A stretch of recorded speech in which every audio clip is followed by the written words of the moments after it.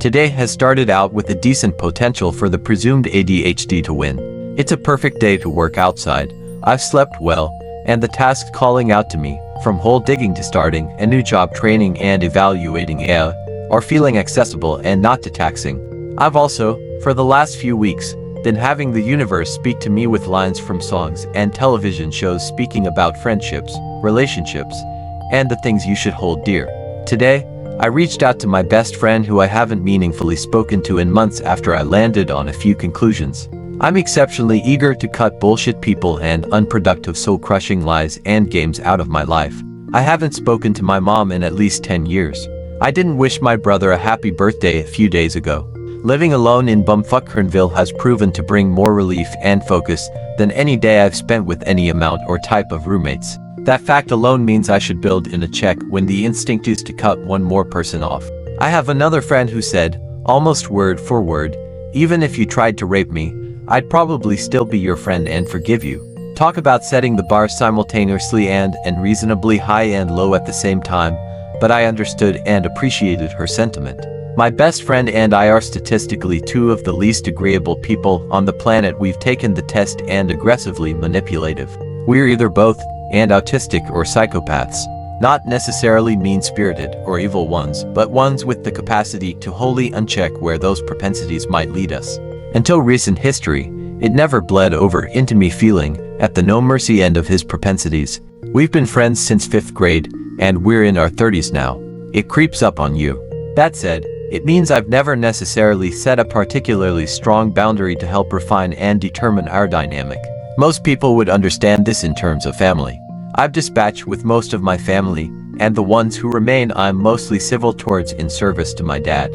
As a counselor, it's, of course, people's families who provoke and inflame their addictive poor coping tendencies. As a former DCS assessor, it's your family that's touching you inappropriately, beating the fuck out of you, or defiantly donating you to the state when their lack of personal accountability gets particularly egregious. I have no respect or innate positive feeling for family, as such, so I set terms. I don't really carry ongoing emotional animus, but I've been fucked financially.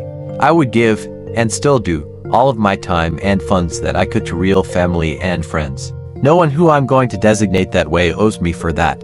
When that dynamic gets exploited, thrown in my face, or taken for granted to such an extent I get scared I might die in the dumbest way possible. I can lament so far something I had previously taken for granted, cut it off completely, or set terms for repair.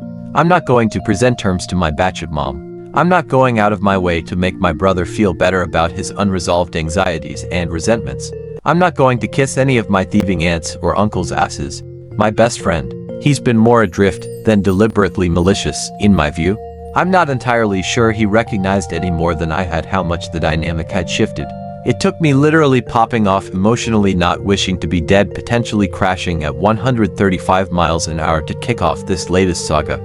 Some of the chickens regarding his dynamic with the kid seem to have come to roost, but I'm not privy to details, just the grapevine. Ultimately, if I have a handful of friends, each finger I might cut off deserves above average or beyond base instinct doctoring. My job is to set and relay the terms. I talk to enough people who say something like, well, if they don't already know, about their fights, as if that person is thinking about them, mind reading them, or you told them anything remotely achievable and coherent.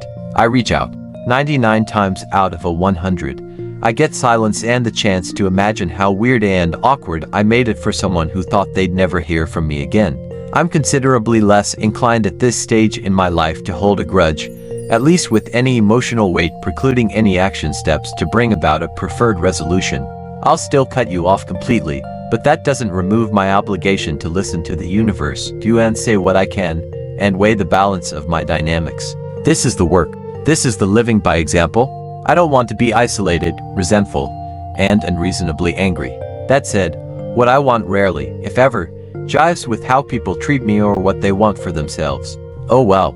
There's a reason we get paid to do the work no one else wants to do. I'm not going to continue choosing for myself unreasonable and unnecessary financial or emotional burdens by downplaying or making excuses for an unhealthy relationship. I'm not going to let the pull of normalcy or familiarity play act as forgiving and forgetting.